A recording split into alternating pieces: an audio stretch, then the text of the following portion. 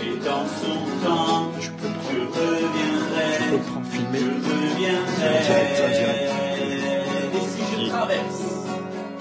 Et si je traverse, encore la vallée de l'ombre de la mort, oh mon âme, chante mon âme, puisqu'il m'aime le premier, non rien ne pourra me séparer de son amour,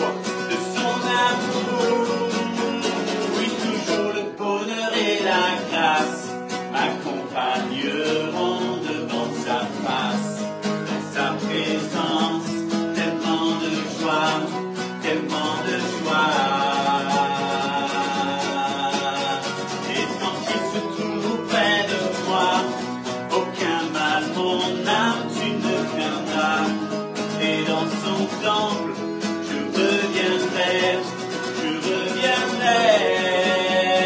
Yahweh, Yahweh, Yahweh.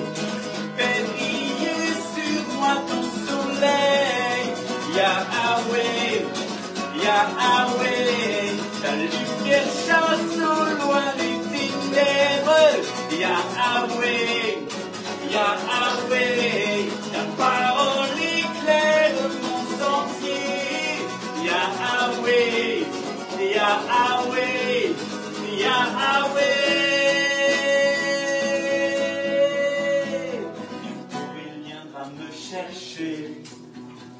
Et dans sa maison j'habiterai. Oh mon âme, chante mon âme, sans cesse jusqu'à son retour. Son âme chante mon amour, tous les jours, tous les jours. Toujours le bonheur et la grâce m'accompagneront devant sa face. Dans sa présence, tellement de joie, tellement de joie. Et quand il se trouve près de moi, aucun mal, mon âme, tu ne craindras. Et dans son temple, je reviendrai.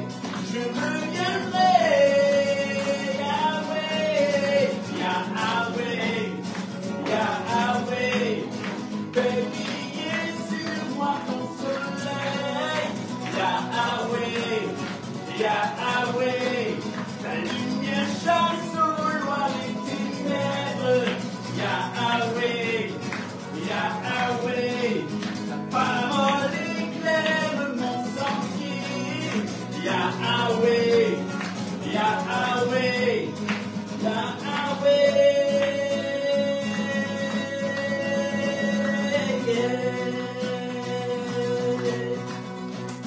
Et quand il se trouve près de moi, aucun mal, mon âme, tu ne craindras.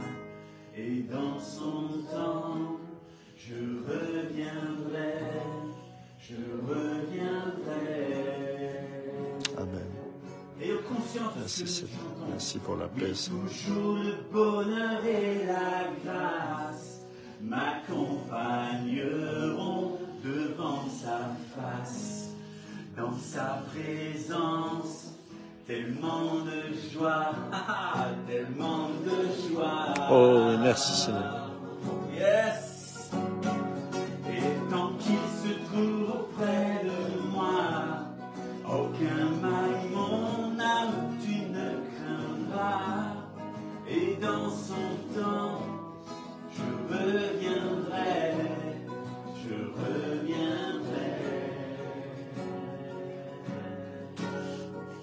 Oui, l'Éternel est mon berger, je ne manquerai de rien.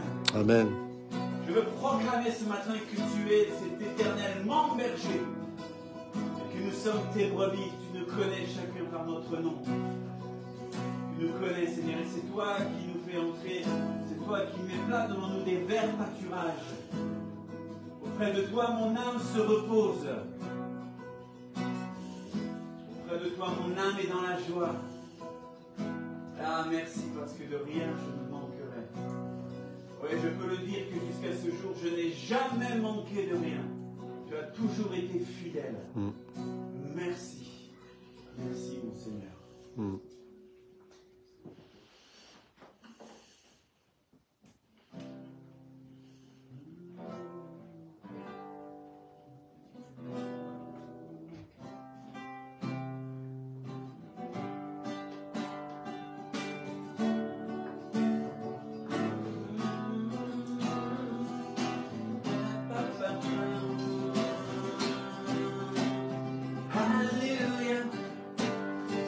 Alléluia, Alléluia,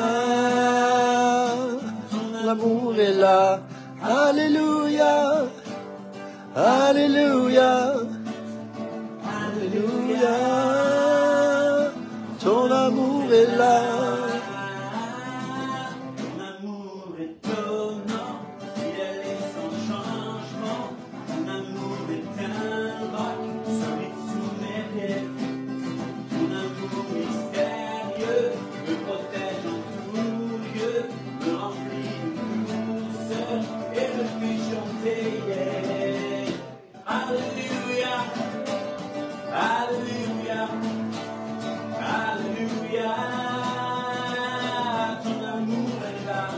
Alléluia, Alléluia, Alléluia. Ton amour est là. Ton amour me surprend. Je me sens envahi par la joie qui grandit tout au fond de moi. Et quand tu m'apparais, ta bonté transparaît. Je sens monter en moi un chant pour le roi. Alléluia, Alléluia, Alléluia, Alléluia, Alléluia, Alléluia, ton amour est là. Ton amour est étonnant, fidèle et sans changement. Ton amour est un roc solide sous mes pieds. Ton amour mystérieux me protège en tout lieu, me remplit de douceur et me fait chanter. Alléluia, Alléluia, Alléluia. Ton amour est là. Alléluia, Alléluia, Alléluia, ton amour est là. Alléluia, Alléluia, Alléluia. Ton amour est là.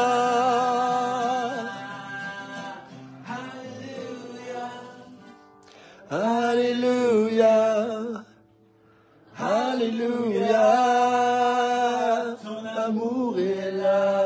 Alléluia.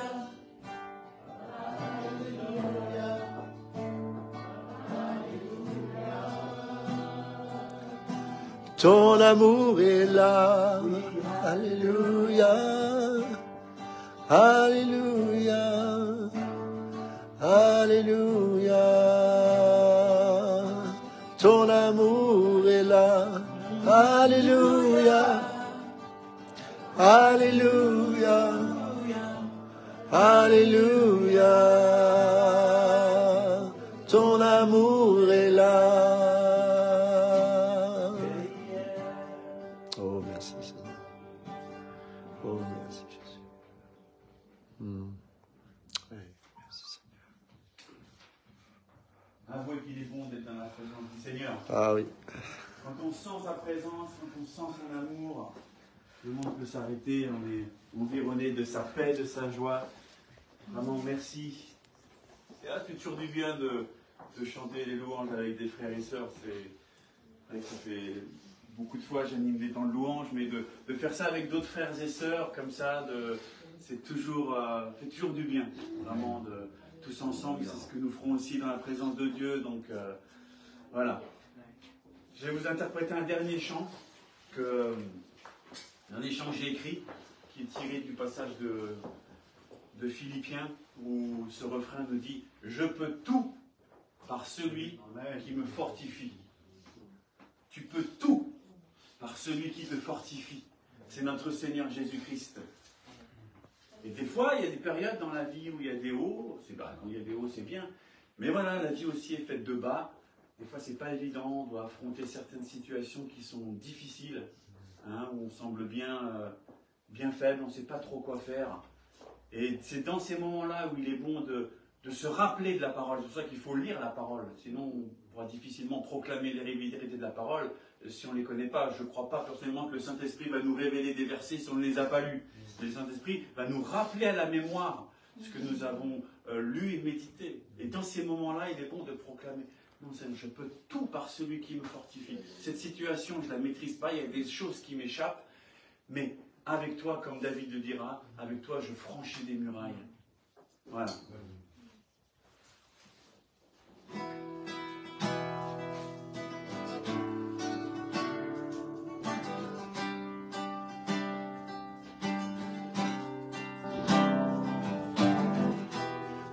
Mes doutes et mes faiblesses, ces temps de crainte et de détresse,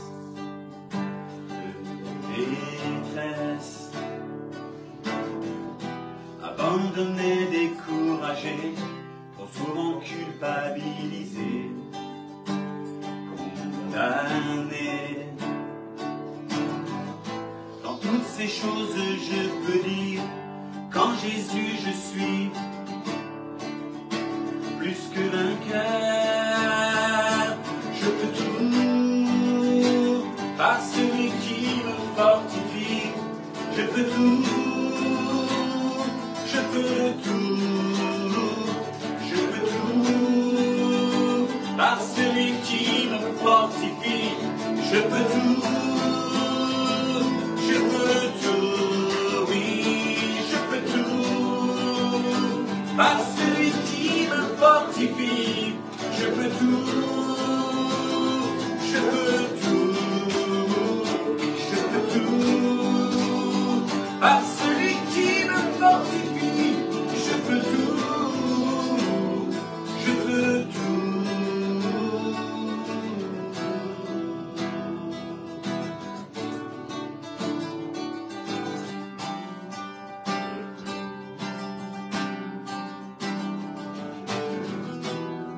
Mes fautes et ma paresse, je m'attache à tes promesses, à tes promesses. Ma victoire est assurée en Jésus le ressuscité, qui a triomphé. Quand je suis faible, je suis fort, ce n'est plus moi qui vis, mais Christ qui vit en moi. Je peux tout par celui qui me fortifie. Je peux tout, je peux tout, je peux tout par celui qui me fortifie. Je peux tout, je peux tout, oui je peux tout par celui qui me fortifie. Je peux tout, oui je peux tout en Jésus-Christ. Je peux tout par celui qui me fortifie. Je peux tout, je peux tout.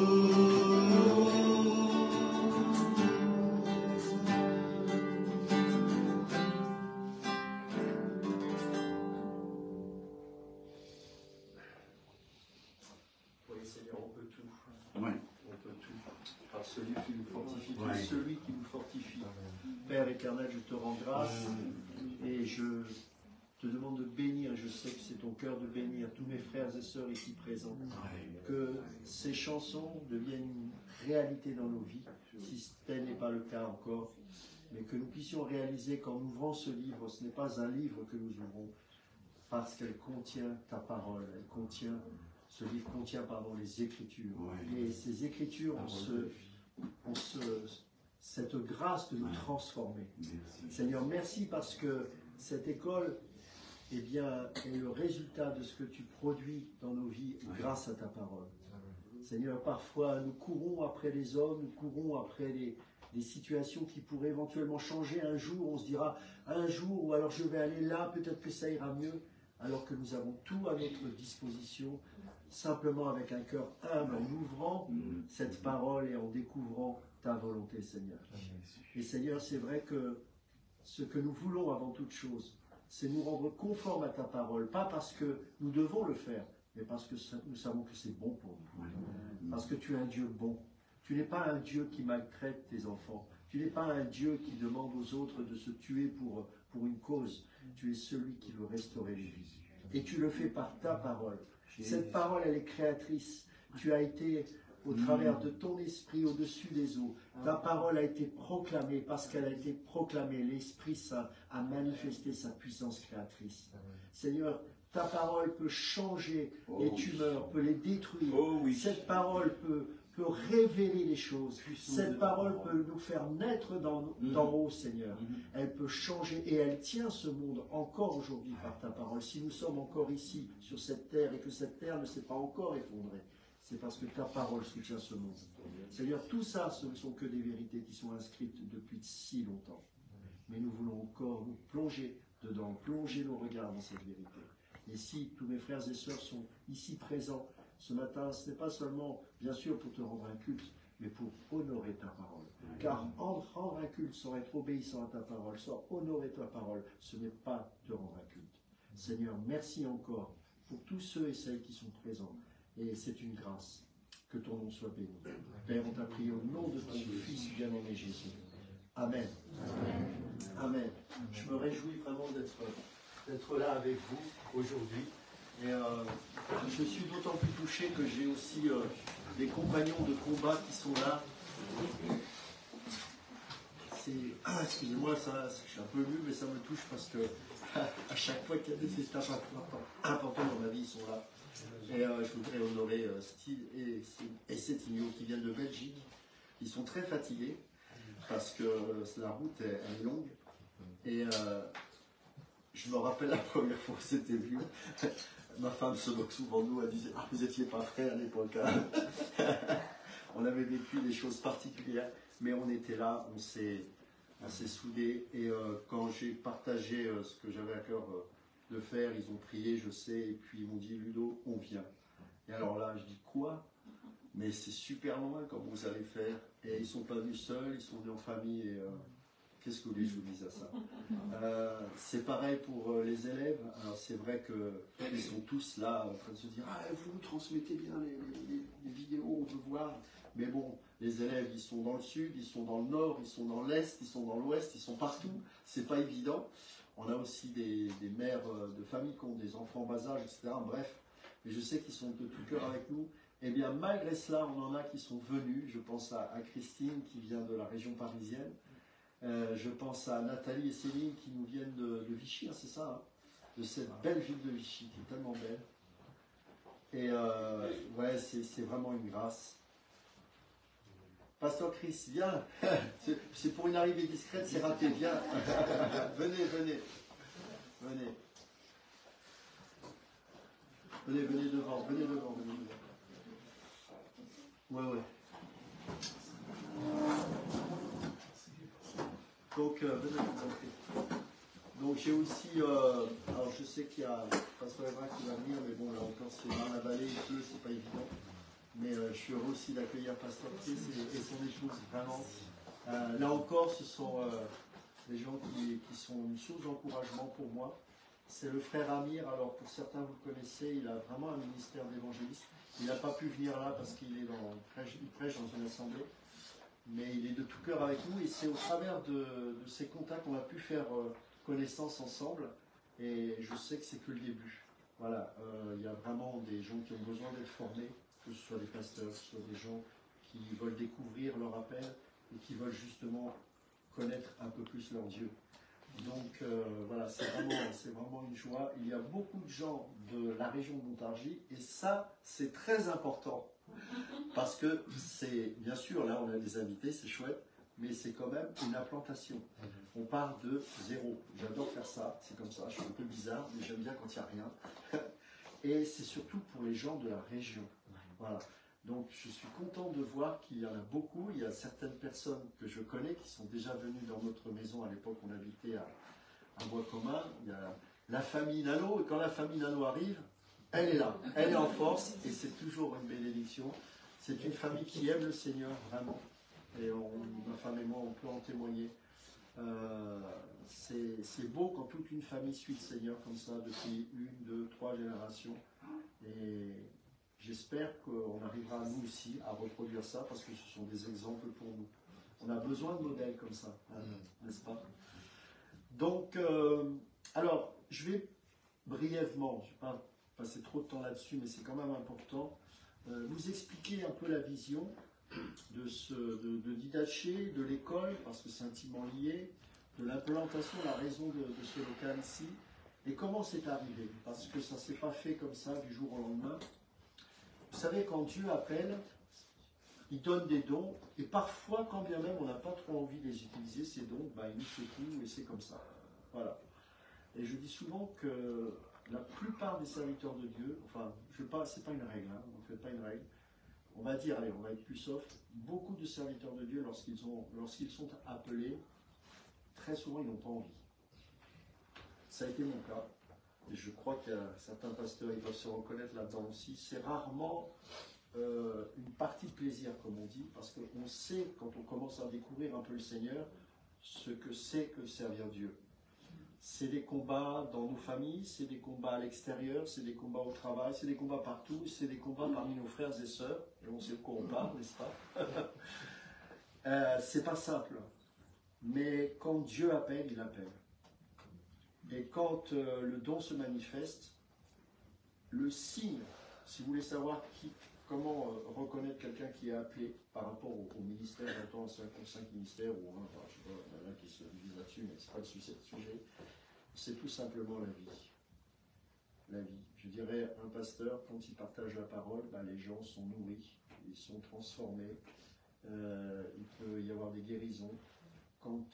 Et puis surtout, sur le long terme, il y a vraiment des gens qui se construisent dans leur vie. Et je me rappelle quand j'ai commencé c'était mon premier pasteur, il m'avait dit, bah, tu vas partager.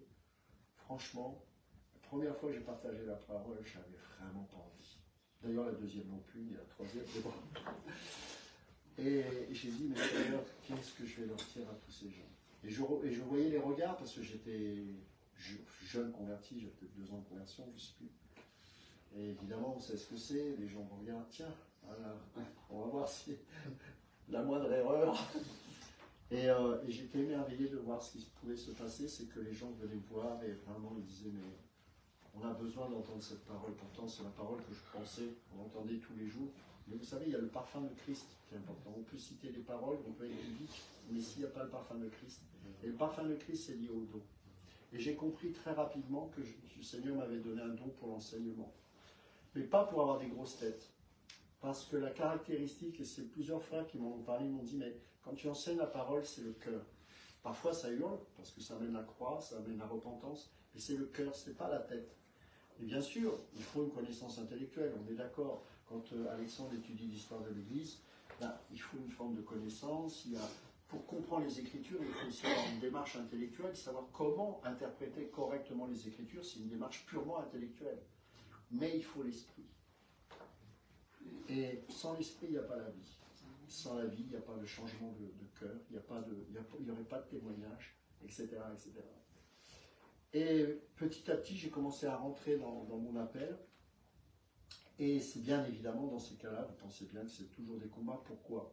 Parce que finalement, quand on enseigne avec l'esprit, eh ben, c'est une assemblée dans une assemblée très souvent. C'est-à-dire que vous avez les gens qui viennent dans une assemblée par habitude. Peut-être le Seigneur était là au début, mais justement, on a oublié que ce qui était important, c'était la vie. Et puis, Dieu appelle certaines personnes qui commencent à partager, et là, les têtes se lèvent, les yeux s'ouvrent. Pourtant, c'est les mêmes versets qu'on cite. Mais là où ça devient compliqué, c'est quand certains voient que, ah mais attention, ça devient dangereux, il y a des gens qui commencent à comprendre les Écritures, c'est pas bon pour moi. Voilà, et ça, c'est normal. c'est normal, c'est regarder la parole de Dieu. Même dans l'Ancienne Alliance, vous aviez des gens que Dieu appelait et les autres étaient souvent déstabilisés. Et puis jusqu'à un moment où j'étais dans un ministère que certains connaissent, et là ça a vraiment pris une autre dimension. Je me souviens que ça s'appelait Dilasco à l'époque. Et c'était incroyable parce que c'était une grande salle, on était, je ne sais pas combien, une centaine, je ne me rends pas compte combien on était là-dedans. Mais c'était devenu tellement incroyable qu'avant même qu'on rentrait dans le lieu, il y avait des visitations. Les gens étaient en larmes, ils priaient.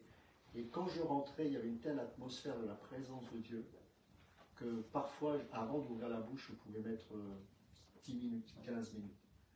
Et je sentais que ça montait, que ça montait, que ça montait. Ça montait en puissance. Bienvenue, venez, venez.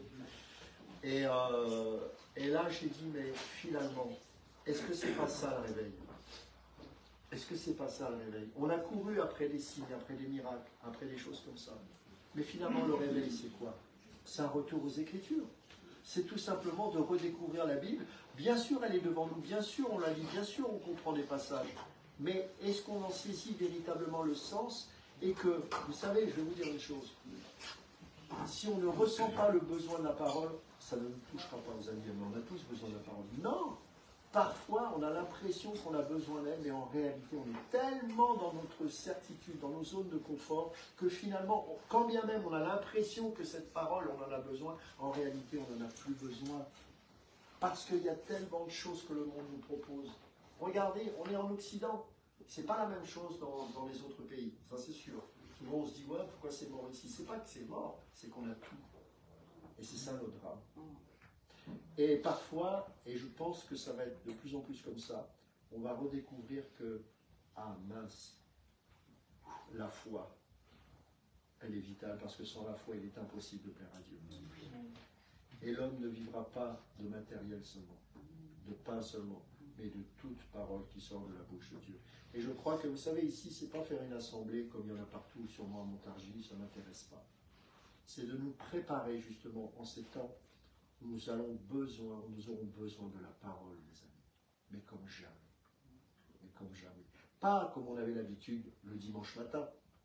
Pas comme on avait l'habitude peut-être sur Internet d'entendre un message en cuisant nos œufs plats et en se disant, tiens, c'est pas mal ce qu'il dit. Non, vraiment avoir besoin de la parole et de réaliser que demain, je ne sais pas ce qui va se passer. J'ai besoin de toi maintenant, Seigneur. Et ça ne va pas être dans des choses surnaturelles, parce que le diable aussi peut faire des choses comme ça. Regardez la séduction quand même. Mais ça va être des gens qui vont se pencher dans les Écritures, qui vont faire l'effort de connaître correctement les Écritures, d'apprendre à ne jamais sortir les versets de leur contexte, d'avoir une maturité, une stabilité, de devenir des parents, des maris, des femmes stables, qui vont pouvoir enseigner leurs enfants, qui contre vents et marées, comme les premiers chrétiens, mes amis, étaient prêts à aller dans les arènes en disant, mais c'est pas grave, parce qu'une espérance supérieure m'attend là-haut, c'est celle du Seigneur. Si vous pensez qu'ici, ce lieu, c'est juste pour avoir une salle de culte, je vous le dis tout de suite, vous faites erreur. C'est une école. C'est une école de la vie. C'est une école de la parole de Dieu. C'est une école où on a besoin de se retrouver. Et pas un dimanche matin. Nous, on fait le mardi, le vendredi, mais au-delà des jours que l'on propose, c'est de redéfinir le sens même du mot Église. Église, assemblée autour de quoi? Autour de qui? Autour d'une dénomination. Et vous savez que combien de fois on a voulu me mettre Ludo il est ceci, Ludo il est cela. Je ne suis rien. Je prends ce qui est christique, ce qui est christocentrique, ce qui est biblique. Et malgré ça, je ne dis pas que je sais tout. On s'en fout. Et donc, le but et la vision de cette école, c'est de nous retrouver autour de la parole, de redécouvrir des thématiques qu'on avait peut-être oubliées, peut-être de donner même un sens au mot mariage, par exemple. C'est quoi le mariage? Pourquoi le mariage est une valeur tellement spirituelle? Mais parce que, justement, si nous découvrons dans la parole la signification du mariage et le parallèle que l'on peut en faire entre le mariage de Christ avec son Église, on comprendra d'autant plus la responsabilité qu'a l'homme au sein même de son couple. la responsabilité de sa femme, de la femme au sein même de son couple également. Et de comprendre que ce n'est pas un mariage à la mairie qui est important, c'est un mariage spirituel, biblique, inscrit dans les Écritures, et qui fera que désormais... Bonjour pasteur. Bonjour pasteur, bienvenue. On va mettre des chaises peut-être... On va essayer de trouver une place. Oui, on va le mettre sur les côtés, là, il y a de la place. Venez, venez.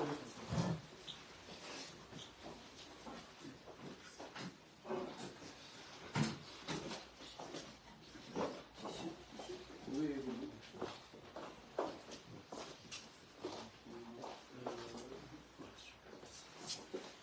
Merci.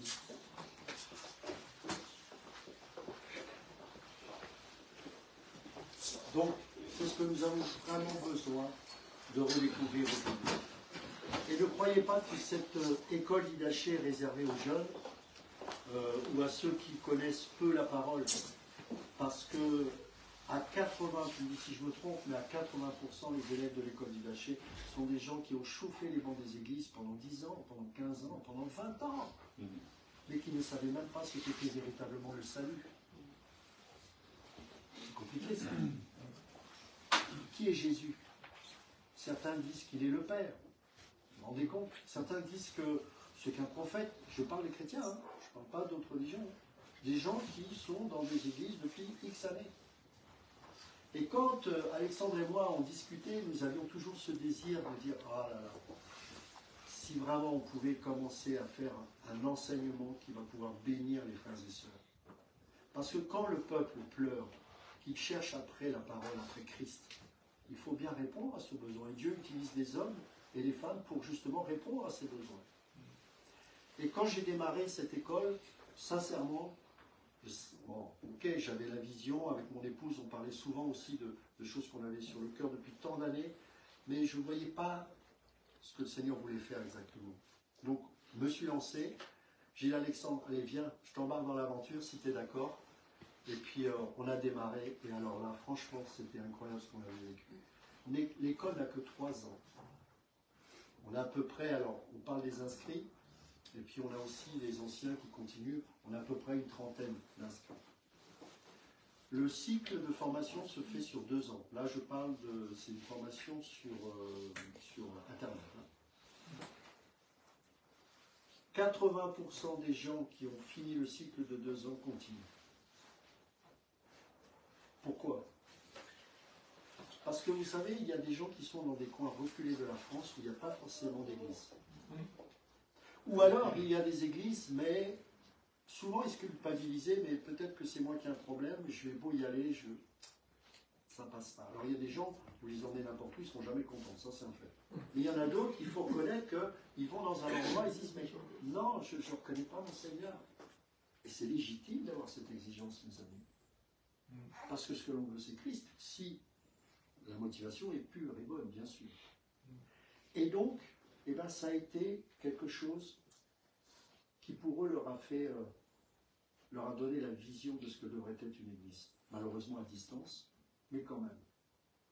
Et donc on a créé un groupe WhatsApp en relation avec les inscrits de l'école. Et en fait, c'est devenu quelque part une assemblée. Même si vous savez ce que je pense, une assemblée, c'est ça, c'est physique. Hein. Mais on a vécu des choses merveilleuses. Et du coup, on a fait un séminaire. Une fois par an, on voulait faire un séminaire pour honorer les élèves et donc leur remettre un diplôme. Alors le diplôme, c'est pas ce qui va leur donner la porte large au ciel, ni le ministère pastoral, c'est juste pour honorer le travail qu'ils ont fourni, parce que vous avez des femmes, vous avez des mamans qui sont parfois toutes seules, c'est la seule qui est parfois dans le couple chrétienne. Donc vous imaginez le sacrifice, suivre le mardi, suivre le vendredi, des cours avec des devoirs, c'est pas toujours évident. Vous avez des pasteurs, je pense à Pasteur Mathieu, je sais qu'il écoute et je le salue. On a des gens du Congo aussi, je pense à Alpha, etc. Et on a vu, on a pu baptiser, on a pu marier des gens qui se sont mis en règle aussi devant Dieu. Et puis des changements de vie formidables. Et franchement, je peux dire que ce ne sont pas mes élèves, ce sont des gens qui font partie de ma famille. Et on a été un peu spectateurs de voir ça. Dieu nous a donné cette opportunité. On a été fidèles, je pense, et on continuera de l'être, je l'espère, par la grâce de Dieu. Mais voilà un peu le parfum et la vision de Didache. C'est que c'est d'abord une école. Et oui, bien sûr, nous allons nous retrouver le dimanche, bien évidemment. Mais ça va être le parfum de Christ et de sa parole. Un parfum particulier où nous allons aborder les Écritures. Qu'est-ce que Dieu pense de l'homosexualité? Mais pas, comme on peut le dire, malheureusement, d'une manière un peu voilà, sans amour. Non, mais le sens profond. C'est quoi le péché? Est-ce que c'est simplement commettre quelque chose qui est amoral? Non, ça n'a rien à voir avec la morale, c'est plus profond que ça, le péché. Mais ça, il faut l'approfondir dans les Écritures. Et à chaque fois qu'on ramène ça à Christ, je peux vous assurer qu'à chaque fois que nous enseignons la parole, les gens ne repartent pas vides. C'est pas possible. Ils ne repartent jamais vides. Vendredi soir, je ne sais pas si Céline et Nathalie ont écouté, c'était très particulier. Bon, à chaque fois je dis ça, mais vendredi soir, on faisait sur l'autorité, le thème c'était l'autorité des Écritures et c'était la suffisance. La suffisance des Écritures. Et à la fin, on a senti une présence de Dieu pendant à peu près 30 minutes. Et c'était pas facile à dire. Et quelques sœurs m'ont fait un retour en disant, mais là Dieu m'a parlé, je sais qu'il faut que je me mette en règle dans tel ou tel sujet. À chaque cours, il se passe des choses comme ça. À chaque cours. Mais Dieu résiste aux orgueilleux, mais il fait grâce aux hommes. Ce sont des gens, des hommes, des femmes, de toute nationalité, enfin francophones évidemment, mais ils sont humbles, ils ont soif, et ils sont surtout fatigués. Fatigués d'avoir toujours la même vie alors qu'ils sont censés avoir un grand Dieu qui devrait changer tellement de choses. C'est la vision d'Idache, c'est de se dire, ben voilà, ceux qui ont envie, ceux qui ont soif du Seigneur, et pas d'une manière peut-être, et je ne dis pas que les autres assemblées soient à côté de là, pas du tout, c'est pas ça. Mais je pense que chacun a une vision particulière qui lui est propre, et qu'en fonction de ce que vous recherchez, eh bien, Dieu répond. Et je crois qu'aujourd'hui, il y a de plus en plus de soif de la parole de Dieu. Je vois qu'il y a très peu de gens qui se mettent d'accord aujourd'hui sur l'essentiel. Avant, on pouvait se bagarrer sur des trucs futiles, mais maintenant, ça commence à être compliqué. C'est que sur la doctrine même du salut, il peut y avoir des divisions, et ça, c'est pas possible. C'est pas possible, mes amis, c'est le fondement de notre vie et de notre salut. Il y en a qui ne croient pas en la mort, des chrétiens. Il y en a qui ne croient pas en l'enfer. Il y en a qui pensent qu'on ira tous au paradis, vous savez, comme ce fameux chanteur. Plein de choses comme ça. Il y en a qui pensent que l'enfer, c'est une bande dessinée où il y a un mec qui va prendre avec des pics et puis qui va les piquer. Bon, ben, tout ça, c'est dans les Écritures, mais comment l'expliquer? Le parfum du Christ. Voilà, j'arrête avec ça pour la vision. Je voudrais aussi continuer à honorer ceux qui sont venus, et je pense aux élèves d'Idache. C'est juste pour qu'on vous identifie. Si vous pouvez vous lever, je pense à Nathalie, Céline, Christine. Et on peut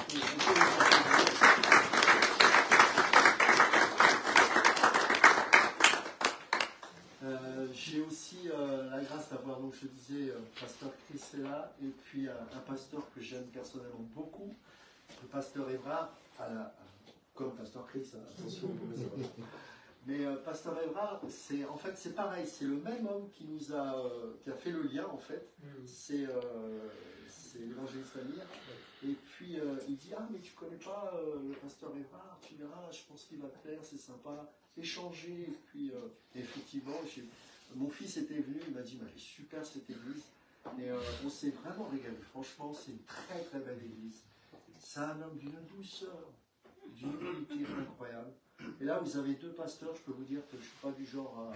Mais c'est des super pasteurs. Voilà. Donc merci d'être là avec vos enfants.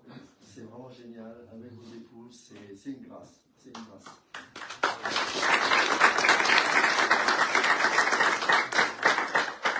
Pardon? On peut parler aussi rapidement d'un rencontre avec Émilie. Oui, mais j'allais y finir. Mais je n'ai pas fini en fait.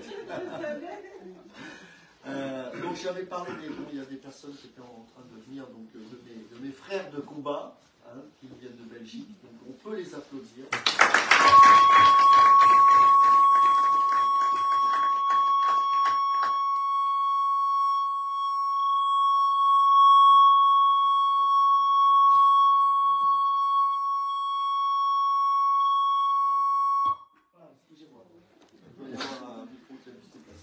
Ça va les oreilles? Ça calme. J'en étais où? Je ne sais plus. Frère de combat de Belgique. Frère de combat, voilà. Et puis, je voudrais honorer Émilie.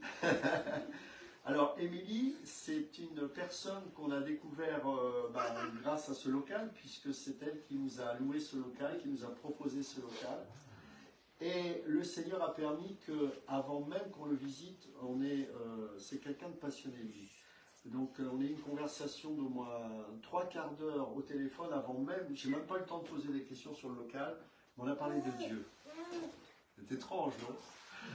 Et c'est quelqu'un qui...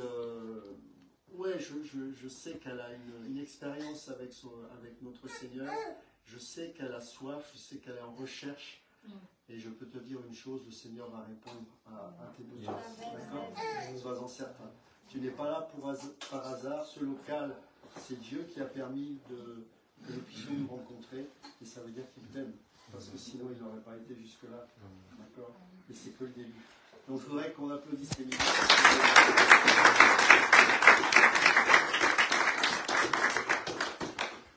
Voilà, est-ce que j'aimerais bien avoir, parce que je parle beaucoup, mais j'aimerais entendre, si c'est possible, quelques témoignages de nos élèves. C'est possible? Allez, qui veut démarrer? C'est me pointe du doigt parce que je suis la plus bavarde. Une des plus bavardes. Les profs me coupent le micro. Qu'est-ce que je pourrais rajouter? C'est vrai que moi, je suis convertie depuis 10 ans et puis, effectivement, je ne trouvais pas ma place de nous assembler. Et c'est toujours cette sensation d'étouffement, de ne pas être dans ma place, dans mon rôle. J'ai toujours servi dans l'église, dans plusieurs services, mais il y avait toujours ce sentiment aussi de formatage. J'ai l'impression de ne pas être moi. Et dans cette école, j'apprends à me libérer, à me nettoyer, tout simplement. J'ai envie de dire simplicité, fraternité. Il y a beaucoup d'amour dans cette école, il y a des liens qui se créent. On a des soucis les uns des autres, on n'étale pas notre vie, mais si quelqu'un veut, dit je rencontre une situation, on a créé en parallèle un moment de prière de la part des élèves entre nous, et puis après on s'est dit mais pourquoi pas laisser à l'école ceux qui veulent se joindre à la situation d'un frère ou d'une sœur viennent. Donc en plus d'enseignement, de bonne formation, de bonnes racines, il y a la pratique, j'aime pas dire ça, mais c'est vrai, on la teste, on la vit. Et moi, je sens des changements parce que je me sens plus sûre. Je me suis dit, je me sentais coupable, bien sûr, de ne pas être l'auteur de rien, de ne pas être à ma place. Mais vraiment, ce qui parle, de ne pas savoir grand-chose, en fait. Et là, j'ai découvert, effectivement, que j'avais des mauvaises racines. Donc, il fallait les déraciner. C'est ce qui est en train de se produire. C'est ma 2e année. J'apprends, voilà, dans la vie, je vais en pratique. J'ai un mari, une famille non chrétienne. Je répondais, peut-être dans la gentillesse, mais moi je défendais le Seigneur, je voulais pas qu'on dise du mal, que c'était pas mon ami imaginaire, qu'il y avait vraiment la réalité. Et puis il y a des situations dans la vie qui se sont faites et pour lesquelles j'ose prier, dire que je prie, je vais prier pour toi. Et là, la tendance inverse, on vient me demander de prier pour. Alors c'est pas pour me flatter, mais c'est vrai que Dieu répond aussi, ou pas, c'est ce que je dis pour ça. J'ai dit voilà Seigneur, moi j'ai dit je priais, t'as pas laissé tomber, on met en pratique, on échange ensemble, voilà, c'est vraiment. Et puis j'aime aussi ce côté historique qui m'ennuyait profondément. Je dis ouais, les martyrs, d'accord, ok, c'est courageux, c'est fort, mais bon, c'est moi, c'est aujourd'hui, c'est demain, à quoi ça sert de savoir tout ça, c'était hier, et puis en fait. J'ai été vraiment happée, j'aime beaucoup l'histoire aussi de l'Église avec un grand E, des frères et sœurs, ça me touche. Et puis nous aussi, quelque part, on a nos combats à notre petit niveau, mais tous les jours, effectivement, dans le travail, dans la famille, je suis beaucoup plus simple que je voulais toujours un petit peu rationaliser, voir oui, la parole, qu'on me sortait des versets, que je l'adaptais à ma situation. On me disait tout à l'heure en rigolant, tu es la tête et non la queue. Mais c'est beaucoup plus. Il faut être simple. J'ai appris la simplicité, vraiment la fraternité. Je peux vous dire, on a un rythme de vie de travail, la famille, c'est vrai que c'est pas toujours facile. On ne nous sert pas non plus la vis pour les devoirs. Bon, j'aimerais les faire plus, mais j'ai des situations où je peux pas. Mais il y a une très bonne compréhension de tout. Je sais que je garde les bonnes semences. Voilà, ça je sais. Et je dis pas que n'a pas que ce à faire. Pas mon Seigneur, je pourrais faire mieux. Il est en train de me parler là, je suis sûre. Par mon cœur.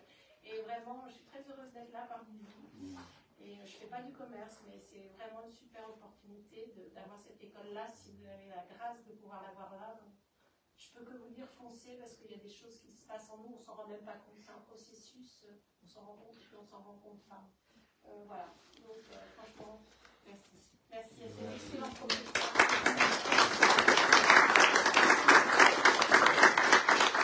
Nathalie, non?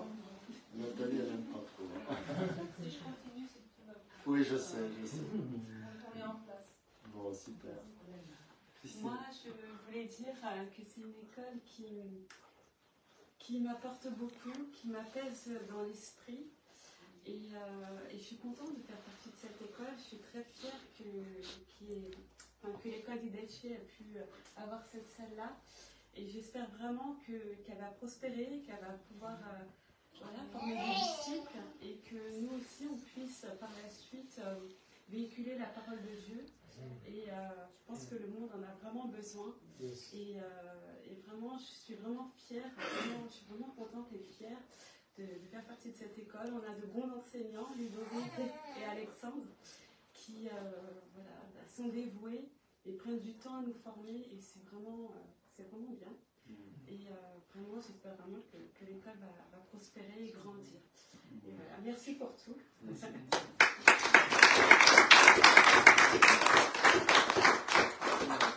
Tu as donné Alexandre, je ne vois pas qui c'est.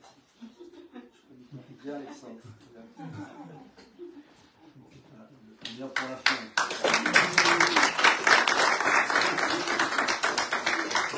Alors, Alexandre, il a la grâce d'avoir une maman qui écoute l'Esprit de Dieu. Après, on le sait toujours après ces choses-là, on ne peut pas savoir sur le coup. Et puis sa maman, un jour, a contacté Alexandre en disant « Tu devrais contacter Ludovic ». Et puis, je l'ai su après, évidemment. Et puis, je ne sais plus s'il a appelé ou souvent. Bref, en tout cas, on s'est mis. Et puis, tout de suite, ça a accroché. On a commencé à échanger. On est tous les deux, évidemment, passionnés de la Bible, de l'histoire, de plein de choses. Et c'est au travers de cette amitié que finalement est née cette école. C'est-à-dire que, oui, bien sûr, ok, j'ai ça sur le cœur. Mais un enseignant, c'est un peu lourd tout seul, c'est compliqué. Sauf que je veux pas prendre des gens, voilà, je veux que ce soit de Dieu, quoi. Et alors, s'il y a une personne où je sais que c'est de Dieu, c'est bien Alexandre. Parce que la manière dont ça s'est fait, ça ne peut être que de Dieu. Et depuis le temps qu'on fait cette école ensemble, je dis si je me trompe, et si je me trompe, tu n'as pas intérêt à le dire, je vais dire quelque chose à dire. D'accord. C'est que on n'a jamais eu de soucis, quoi. Je veux dire, on a bien rigolé, vous avez remarqué. Mais franchement, c'est super. Et on est devenus amis, et c'est vraiment, ouais, c'est un ami, c'est un frère. Je sais que si j'ai besoin de quoi que ce soit, il est là, et je sais qu'il peut compter sur moi également. Et tous les deux, on forme vraiment le cœur de cette école, je pense. On a des horizons différents en plus. Ne croyez pas qu'on soit d'accord sur tout, hein. Attention, on n'est pas non plus des perroquets. Mais justement, et c'est ça l'exemple que l'on montre, c'est que sur l'essence même qu'est Christ, on est à 100%. Après, oui, il peut y avoir des choses, on n'a pas. Et on ne dit pas, il a raison, moi j'ai tort et réciproquement. Non, c'est que, voilà, il y a, et c'est ça l'école aussi. Par exemple, l'eschatologie qui divise tellement. Hein, il y a différents courants de pensée. Moi, je pense ça, j'appuie ça. Alexandre pense ça. Le principal, c'est que est-ce qu'il y a une logique de Christ là-dedans? À partir du moment où c'est le cas, bah, là, que chacun fasse, voilà. Mais ça a vraiment été une grâce, et je vais laisser la parole à Alexandre aussi pour qu'il nous partage un petit peu sur tout ce qu'on est en train de dire. Ouais, moi c'est surtout par rapport à ce verset, donc Éphésiens 4:11. Christ a donné les uns comme apôtres, les autres comme prophètes, les autres comme évangélistes et les autres comme bergers ou pasteurs et enseignants. Il l'a fait pour former les saints aux tâches en vue de l'édification du corps de Christ, jusqu'à ce que nous soyons parvenus, tous, pas quelques-uns, pas les élites, jusqu'à ce que nous soyons tous parvenus à l'unité de la foi, à la connaissance du Fils de Dieu, et cette traduction rend à la maturité de l'adulte. À la stature parfaite de Christ. Jusqu'à ce que Paul dira aux Philippiens, je crois, jusqu'à ce que Christ soit pleinement formé en nous. Donc c'est pas quelque chose d'instantané, c'est aussi d'une marche. Et le constat que j'ai fait, enfin, que nous avons fait et qui est facilement, malheureusement, constatable, c'est que dans les églises, parfois, c'est une grande garderie. C'est une grande garderie, et vous savez que quand vous avez un pasteur responsable d'une garderie, déjà lui tout seul, c'est lourd. Il vient s'ajouter des problèmes, des choses comme ça, et puis voilà. Et je crois que l'une des solutions, c'est d'amener les chrétiens à la maturité. Et vous réglez 80% des problèmes. C'est ça le problème. Voilà. Mais si vous gardez, c'est ce que ça a été mon constat aussi, ce que Dieu se sert aussi de notre expérience personnelle, hein, je n'en fais pas un cas, mais voilà, on a constaté que certains systèmes d'église, en fait, ressemblent à des collèges.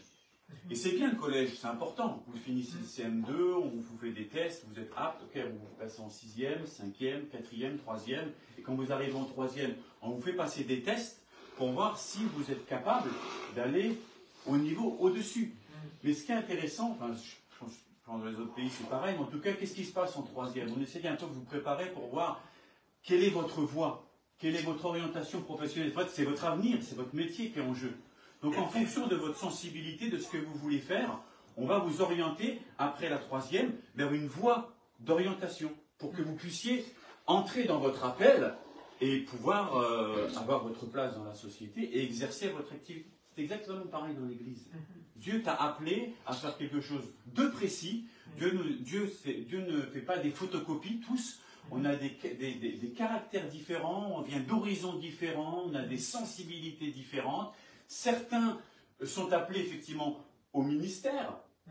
Tous ne sont pas appelés au ministère, mais tous, il y a en nous une fibre qui se rapproche de ça. Et il faut trouver sa place dans l'Église. Mais dans les églises où ce sont des grands collèges, ben en fait, on plafonne, et certaines églises ressemblent à des collèges. Donc vous avez tout plein d'adolescents qui sont là dans l'église, et puis on leur empêche de rentrer dans leur appel. Donc ça crée des guerres, des conflits, des choses comme ça. Je ne dis pas qu'il faut sortir des églises, je ne dis pas ça, mais Ludovic parlait que c'est vrai qu'on a besoin de réveil. Oui, mais je crois aussi qu'on a besoin de réforme. Un retour à la réforme. Alors je ne parle pas de la réforme Luther et Calvin, bien que la réforme, c'est un retour à des vérités de la parole qui ont été oubliées. Et c'est ça la réforme, c'est revenir, enfin un mot réforme, c'est revenir à la forme initiale. La forme initiale, c'est quoi? C'est l'enseignement des apôtres, l'enseignement de Jésus et des apôtres. C'est ce qu'on retrouve dans le Nouveau Testament. Et il faut faire preuve d'humilité quand on est responsable d'église et effectivement dire, effectivement il y a des choses qui ne marchent pas, il y a certainement des choses à réformer. Mais ces choses-là ne peuvent être qu'applicables que dans la mesure où vous n'êtes pas enfermé dans votre système. Parce que si vous n'allez pas écouter ce que d'autres enseignants vont apporter, en fait vous allez être dans un esprit sectaire, c'est-à-dire vous allez toujours penser qu'on a toujours fait comme ça, donc on fait toujours comme ça. Vous n'allez pas remettre en question. Mais quand vous écoutez d'autres personnes, vous dites, ah oui, il faut accepter des fois de se remettre en question. Tous les dimanches on fait ça. En fait on le fait par habitude, mais que dit la parole au niveau de ça? Donc effectivement, il faudra avoir un enseignement équilibré. Par exemple, la Sainte Seine. La Sainte Seine ne nous dit pas qu'on doit le faire tous les dimanches. C'est pas dit à quelle fréquence. Donc voilà, c'est un exemple. Sur le baptême, enfin, on peut parler plein de choses. Mais c'est un constat qui a été fait en parlant avec des uns. En fait, on s'est rendu compte, et c'est vrai, les élèves de l'école font rapidement le constat, c'est qu'en fait, on peut leur poser la question. Moi, c'est un sujet que j'enseigne beaucoup, c'est la Trinité, qui est quand même l'un des fondamentaux de la doctrine de la foi chrétienne. Mais allez poser la question, définis-moi ce que c'est que la Trinité. Qu'entends-tu par la Trinité? Ben, les gens ne sauront pas mettre des mots. Ça reste assez nébuleux, ça reste un peu abstrait. Oui, on nous baptise au nom du Père, et du Fils, et du Saint-Esprit. Bon, puis ça s'arrête là. Qui est le Père? Qui est Jésus-Christ? Qui est le Saint-Esprit? Comment ils travaillent ensemble? Est-ce que les trois sont un? Il y a beaucoup d'hérésies qui circulent dans les églises aujourd'hui. Les églises sont infestées d'hérésies. Pas volontairement pour contaminer, par manque d'enseignement. Parce que les gens ne savent pas. Et l'enseignement est là pour que dit la parole sur tel sujet. Et c'est vrai que Ludovic parlait du mariage. Et c'est vrai que dans l'église et le dimanche matin, c'est pas trop l'endroit pour traiter certains sujets. Et moi, je suis quelqu'un qui est à l'écoute. Enfin, j'aime les gens. J'aime, parce que je pars du principe que derrière chaque homme, derrière chaque femme, il y a une histoire. On n'a pas tous été, on n'a pas tous été élevés à la même enseigne. Moi, j'ai eu la chance de mes parents qui sont là. Ils nous ont aimés, ils ont fait du mieux qu'ils ont fait, mais ils sont toujours ensemble. Ils nous ont élevés dans les voies du Seigneur. C'est aussi un privilège, parce que tout le monde n'a pas eu ça. Voilà. Mais quand j'ai commencé à entendre les uns les autres, et je pense à mon frère Gilles, j'ai pris du temps, il m'a raconté. Si vous écouteriez sa vie, vous diriez, punaise, moi je me plains. Mais il y en a, je vous assure, ils reviennent de loin. Ils reviennent de loin avec des bagages. Dieu merci, ils ont rencontré le Seigneur dans leur parcours, on leur a annoncé la bonne. Ils ont accepté Jésus-Christ. Mais c'est pas un coup de baguette magique. Allez mon frère, toutes choses anciennes sont passées, toutes choses sont devenues nouvelles. Allez, et puis tu le déclares. Ouais, mais au quotidien, il y a des choses, on ne s'en débarrasse pas si facilement. Hein? Et c'est là où il y a besoin d'un vrai ministère pastoral, d'une vraie onction pastorale, qui va prendre en charge la personne, qui va l'écouter, et qui va enseigner, qui va restaurer, pour que cette brebis-là puisse être de nouveau, passe au contrôle technique, et puis qu'elle soit plus un danger sur la route. Mais si votre voiture, vous ne l'amenez pas au contrôle technique, qu'est-ce qui va se passer? Vous risquez d'être un danger pour vous-même, mais vous risquez d'être un danger pour les autres. Donc des fois, l'église, il y a des voitures qui n'ont pas été... Et donc ça crée des problèmes. Vous dites, c'est normal. C'est normal. Donc il faut prendre le temps de... Et voilà, donc moi je sais qu'il y a des histoires, j'en ai entendu énormément, et je sais que dans l'église, il y a beaucoup de souffrance. Il y a beaucoup de souffrance. Beaucoup de gens qui souffrent, qui viennent. Ils aiment le Seigneur, ils sont baptisés, c'est super. Mais ils souffrent. Et ils ont besoin d'avoir un frère, d'avoir une sœur, d'avoir des modèles. Ça, c'est quelque chose que très vite, c'est ce qui nous approche, c'est que un des constats dans l'Église, et ça j'en parle souvent ces derniers temps avec des gens de plusieurs églises, c'est que, vous savez, on traîne tous, il y a certains péchés, on a du mal à s'en débarrasser. C'est comme ça. Ça serait tellement facile que délivrance, allez, tel péché, t'es délivré. Non, je crois que il y a l'œuvre de la croix. C'est qu'il faut dire, Seigneur, je n'arrive pas, mais il y a besoin de la discipline de l'œuvre de la croix. Et les gens n'osent pas parler de certains péchés dans l'église parce que, qu'est-ce qu'on va penser de moi? Mais si je dis ça au pasteur, il va m'enlever la responsabilité de la louange.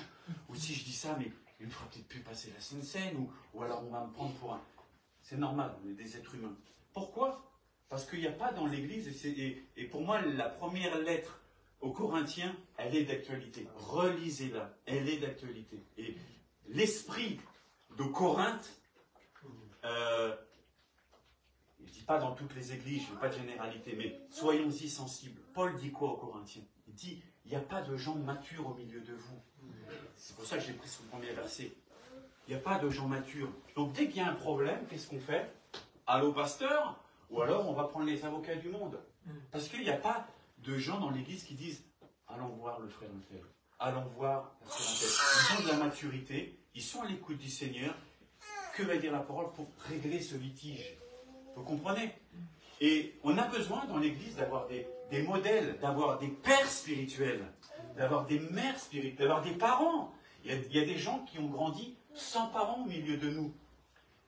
Et le rôle des parents, c'est d'éduquer. Et c'est un peu ce qu'on fait aussi, on enseigne. Et donc il y a besoin d'avoir dans l'église de ces figures, d'avoir des pères, d'avoir des mères, d'avoir des frères. Et le but de l'école, c'est justement de passer du 3e à son appel. De voir à quoi est-ce que je suis appelé, à quoi je vais pouvoir servir Dieu. Voilà. Mais il y a plusieurs domaines en théologie et on est là pour apprendre, on n'est pas là pour bourrer le crâne des gens, comme on l'a dit. Mais c'est important de comprendre certains principes. Et voilà. Mais au-delà de ça, on est vraiment une famille. Quand on parle d'école, on est vraiment une famille. Et on est toujours réjouis quand il y a des frères, des sœurs qui viennent. C'est quelque chose qu'on soigne. Vraiment, c'est un peu notre signature. On veut vraiment prendre en considération chacun. Ce sont des élèves, mais c'est aussi des frères et sœurs qui cheminent. Et le Seigneur nous les place à tel moment de leur vie Et qu'est-ce qu'on va pouvoir les accompagner à ce moment-là pour aller plus loin. Voilà, je n'ai pas envie d'en dire davantage. Merci.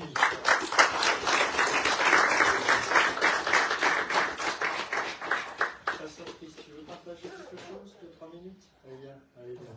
Allez, allez. Allez, t'es pasteur, allez. Pasteur, c'est pas timide quand même, c'est comme ça.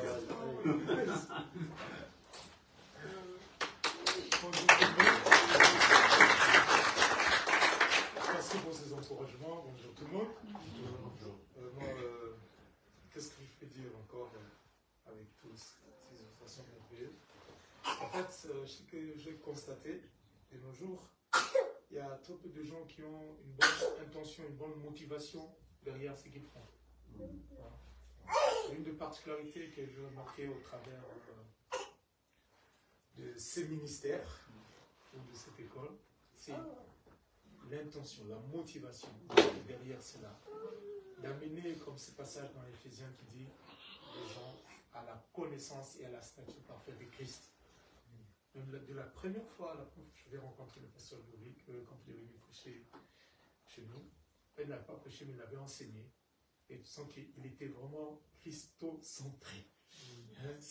Il voulait pousser, il poussait hors de vitesse, il sentait comme c'était bloqué. Il poussait, amener.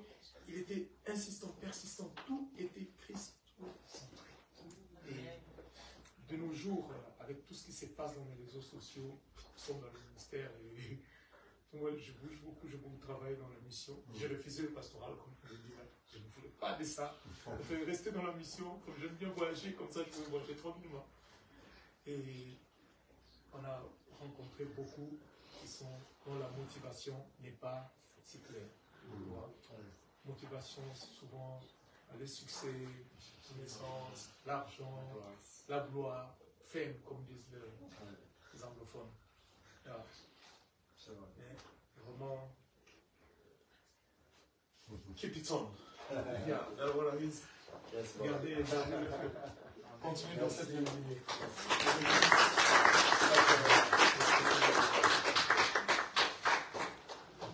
Alors, pour la petite histoire, j'ai un arrière-plan en fait. J'ai plusieurs arrière-plans en fait.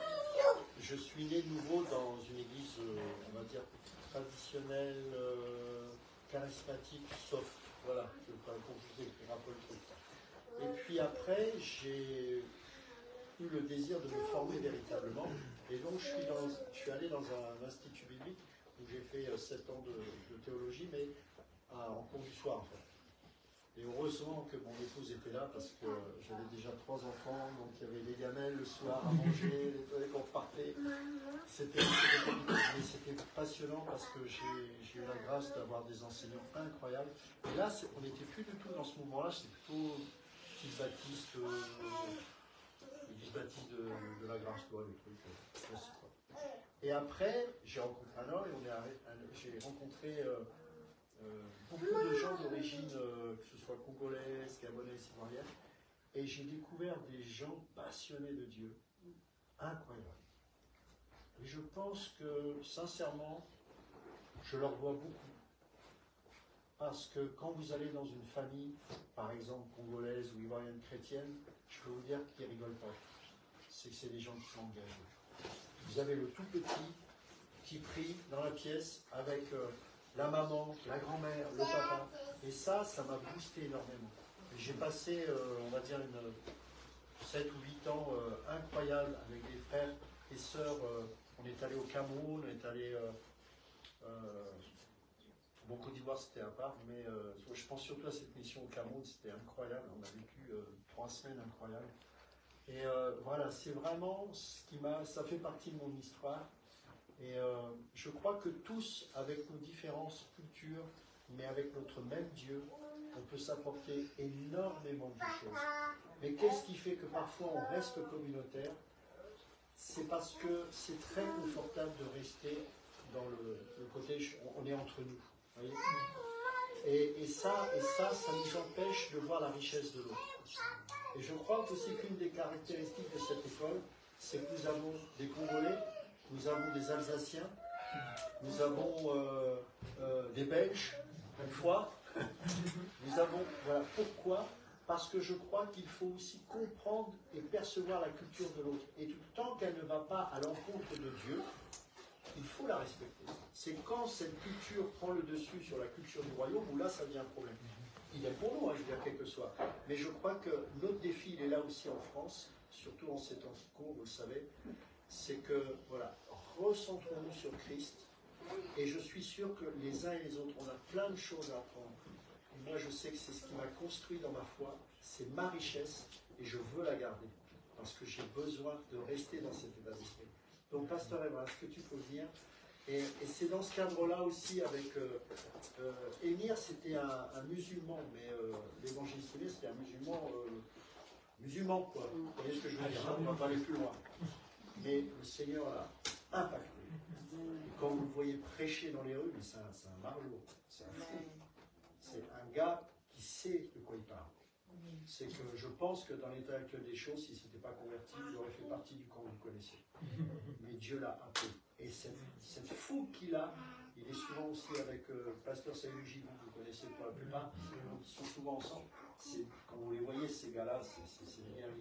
Et c'est comme ça qu'il prêche aussi et qu'il est invité dans quelques assemblées. Et honnêtement, je ne respecte pas toujours.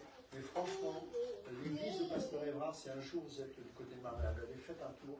C'est vraiment un petit bijou. Et je voudrais qu'il nous partage un petit peu, voilà, sans toi, dis-nous ce que tu as envie de dire, parce que je sais que tu as une portion à nous donner, j'en suis sûr. Bonjour à tous. Ben, moi, je suis très content d'être là. Et quand le pasteur Ludovic m'a envoyé l'invitation, ben, je n'ai pas hésité. Et j'aimerais effectivement encourager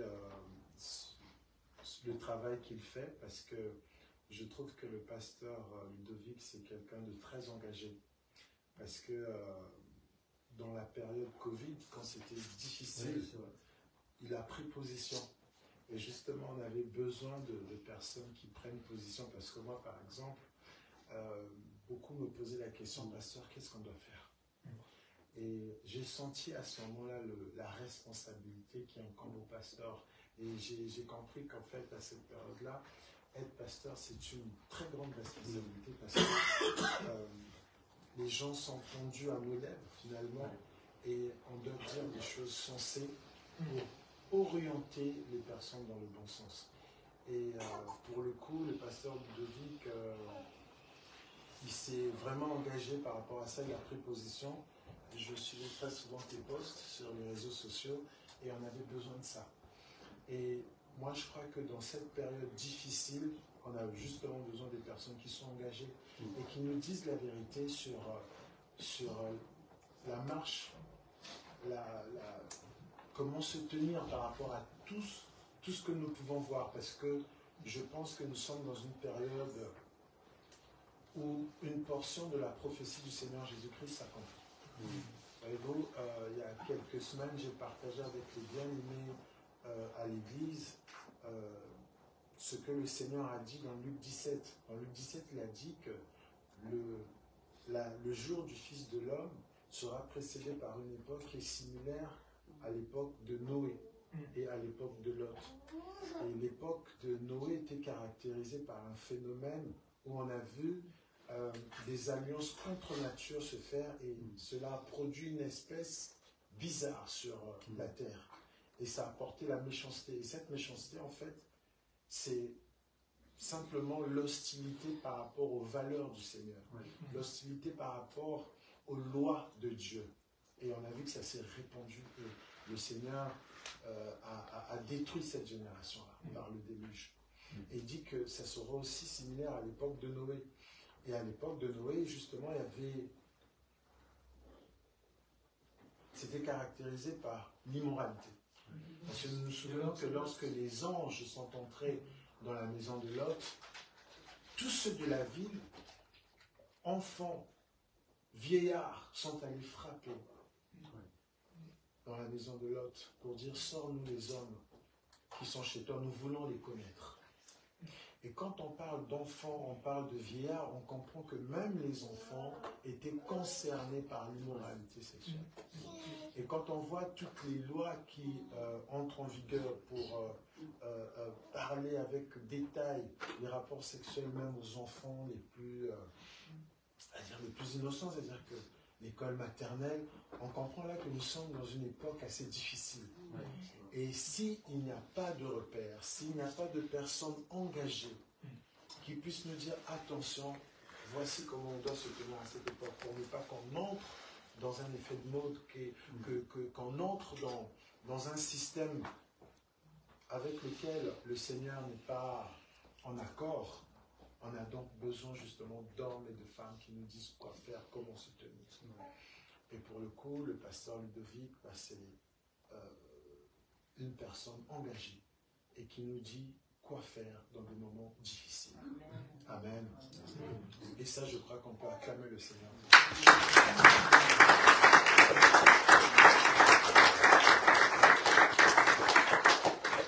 Et pour cette école, pour ce centre de formation, moi je suis aussi d'accord parce que justement on a besoin d'être formé, on a besoin d'être enseigné, on a besoin de cadres.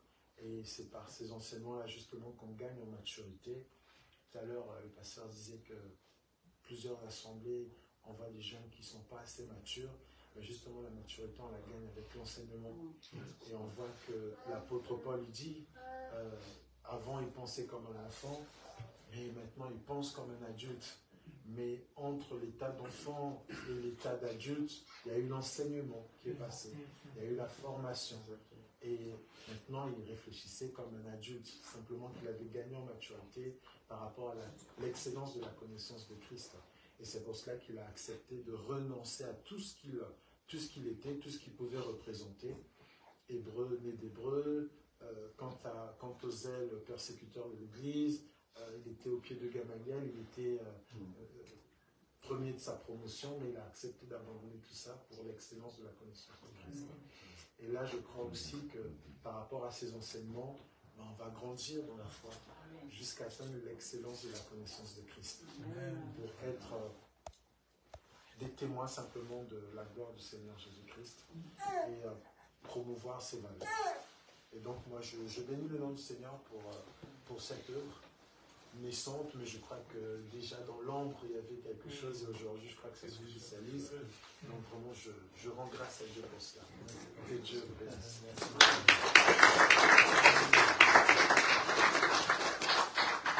Ce qui m'avait frappé aussi dans son église, le pasteur Evra, c'est qu'il a formé beaucoup d'hommes et de femmes. Et je le suis aussi. Et ce qui est super, c'est que ces hommes-là, ils volent de leurs propres ailes. C'est très rare. J'attache beaucoup d'importance quand je vais dans une assemblée, j'observe, je regarde, est-ce qu'il y a vraiment un bon niveau d'engagement ou justement derrière ça forme.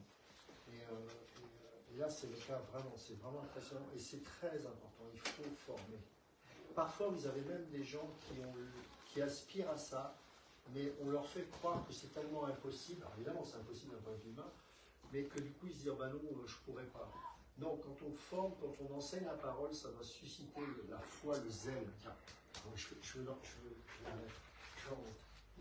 Et c'est ça qui est important. Je voudrais juste conclure, et puis après, on passera, on priera, on va prier, et puis on passera à un échange autour du buffet.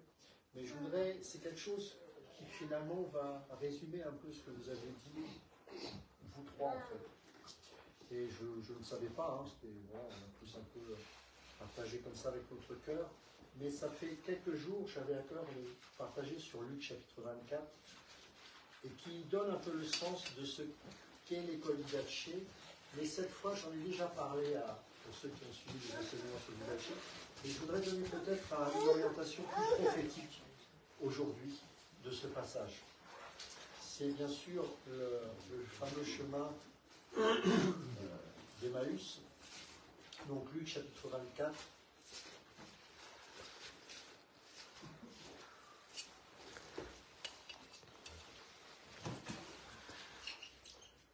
On va démarrer.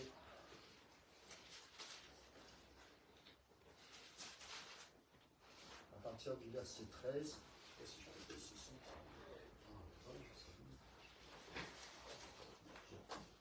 Donc Luc chapitre 24 à partir du verset 13.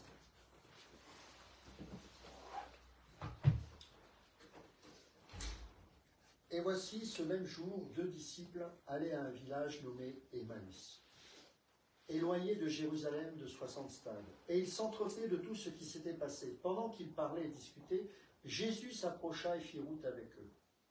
Mais leurs yeux étaient empêchés de le reconnaître. Vous savez pourquoi? Parce qu'ils étaient dépressifs.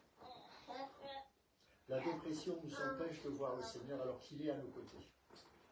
Et ça, je réalise que l'Église est dépressive aujourd'hui.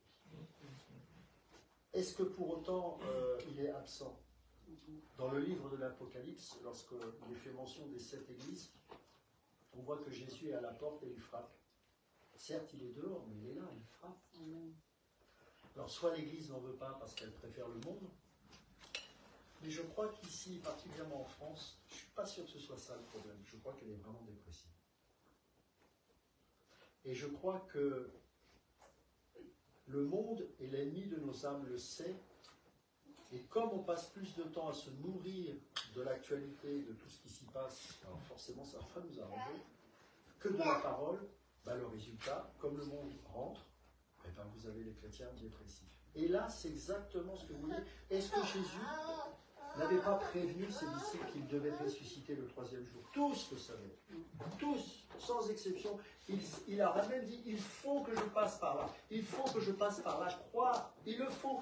Mais le 3e jour, je ressusciterai. Il est à côté d'eux, ils ne le reconnaissent pas et ils sont complètement dépressifs. Ils quittent Jérusalem. Ils préfèrent ne pas attendre ce qui leur était promis. Ils quittent Jérusalem et ils vont vers une destination qui n'est pas forcément la bonne. Et ce n'est pas la ville qui compte ici. Ce n'est pas le nom d'Emmaüs, même s'il a bien sûr son importance, parce que voilà, vous connaissez le sens, mais ce n'est pas l'objet de l'enseignement aujourd'hui. Mais c'est surtout qu'ils partent au mauvais moment. Et Jésus va les rejoindre. C'est ça qui est beau. C'est qu'il va, oh bah, allez-y, vous avez rien compris. Non, il est avec eux. Mais la dépression les empêche les disciples de le reconnaître. L'un d'eux, nommé Cléopas, lui répondit, regardez, alors ça c'est le comble, es-tu le seul qui, séjournant à Jérusalem, ne sache pas ce qui est arrivé ces jours-ci? Bientôt ils vont le discuter. Et Jésus, très taquin, quoi, leur dit-il? Et ils lui répondirent, ce qui est arrivé au sujet de Jésus de Nazareth, qui était un prophète puissant en œuvre et en parole devant Dieu et devant tout le peuple, et comment les principaux sacrificateurs et nos magistrats l'ont livré pour le faire condamner à mort et l'ont crucifié. Nous espérons lui qui délivrerait Israël. Mais avec tout cela passé, là c'est intéressant. Il est vrai que quelques femmes d'entre nous nous ont fort étonnés, s'étant rendues de grand matin au sépulcre et n'ayant pas trouvé son corps, elles sont venues dire que des anges leur sont apparus et ont annoncé qu'il est vivant. Quelques-uns de ceux qui étaient avec nous sont allés au sépulcre et ils ont trouvé les choses comme les femmes l'avaient dit. Mais lui, ils ne l'ont point vu. Malgré ça.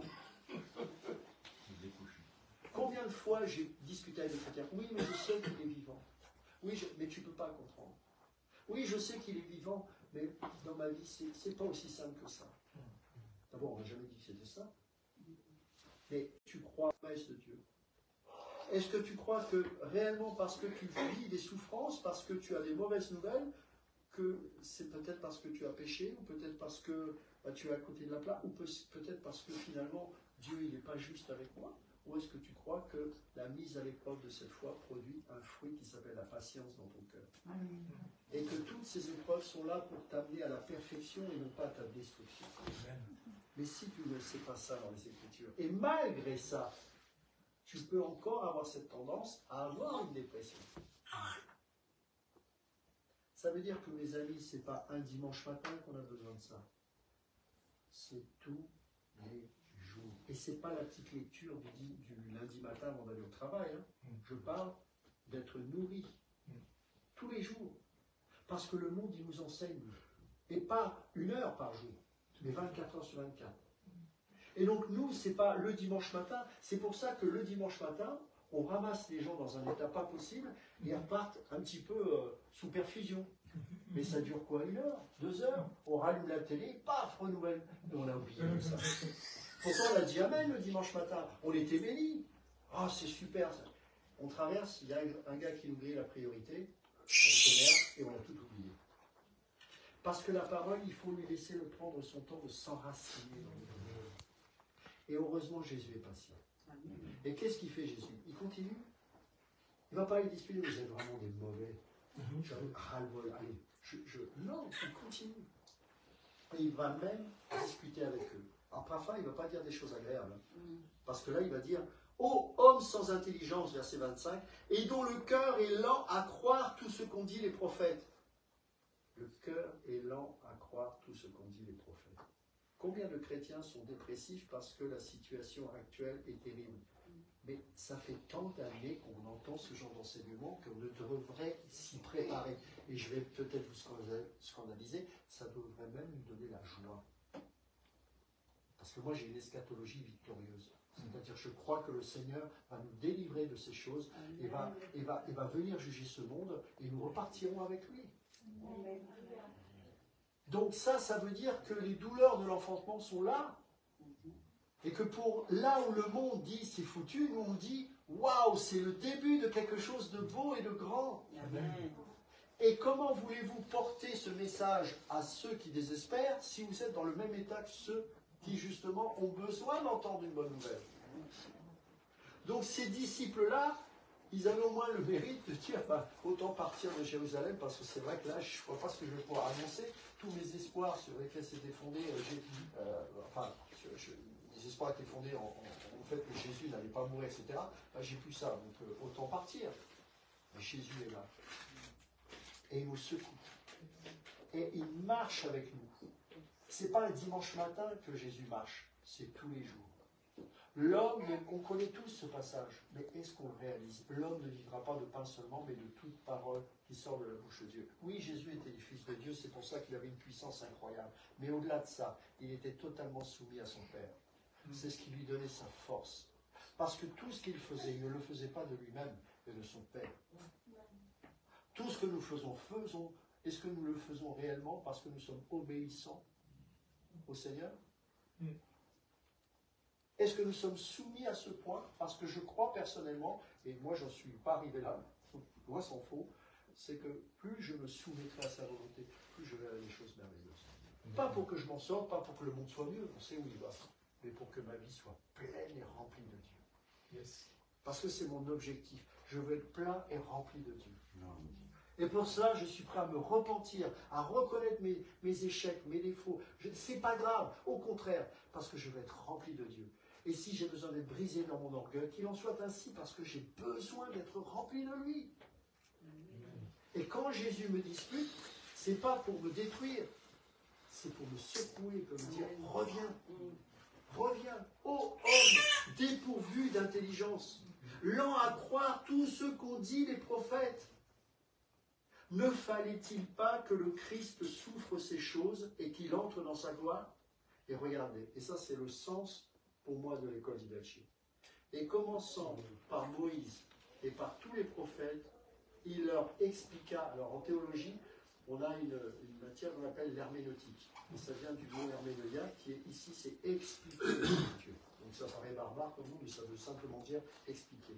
Et là, regardez, il leur expliqua dans toutes les Écritures quoi?